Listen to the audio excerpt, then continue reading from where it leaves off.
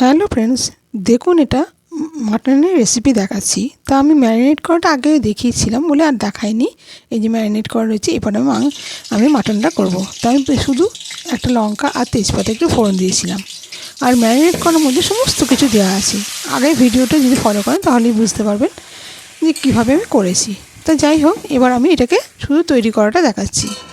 এবার আমি আলু কটা আমি সেদ্ধ করে একটু ভেজে নিয়ে রেখে দিয়েছিলাম। এবার আলুটাকেও দিয়ে দিলাম, দিয়ে একসঙ্গে ভালো করে কষে নেবো।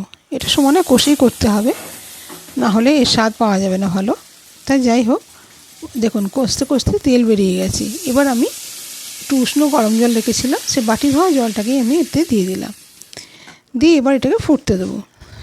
এবার ফুটবে, ফোটার সাথে সাথেই আমি এতে দিয়ে দেবো একটু কাজু পোস্ত বাটা। দেওয়া হয়ে গেল। এরপর আমি দিয়ে দিলাম একটু চিলি ফ্লেক্স। দেওয়ার পর একটু সামান্য চিনি দিলাম।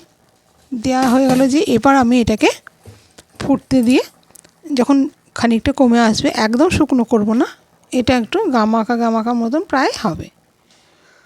তো যাই হোক, এবার আমি নুনটাকেও দিয়ে দিলাম। এবার সমস্তটাই এবার একটু ফুটতে দেবো। তা আর দিয়ে দিলাম একটু টমেটো কেচাপ। এবার ধনেপাতা পেস্ট রেখেছিলাম, সেই ধনেপাতা পেস্টটাও দিয়ে দিলাম।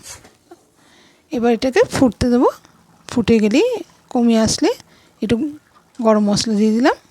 দিয়ে এবার এটাকে আমি অফ করে দেবো। এটাকে ভালো করে একটু নাড়িয়ে চাড়িয়ে নিয়ে অফ করে দেবো।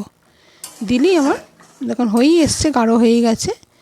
নামিয়ে এবার গরম গরম ভাতের সঙ্গেই পরিবেশন করব। এটা সব কিছুর সঙ্গেই খাওয়া যায়। তা যাই হোক, আমি ভাতের সঙ্গেই করব।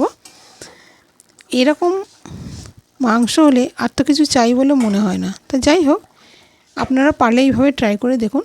কেমন লাগলো আপনাদের রেসিপিটা? যদি ভালো লেগে থাকে তাহলে চ্যানেলটাকে সাবস্ক্রাইব করুন, ও পাশে থাকবেন, লাইক কমেন্ট করতে ভুলবেন না। অসাধারণ খেতে হয়।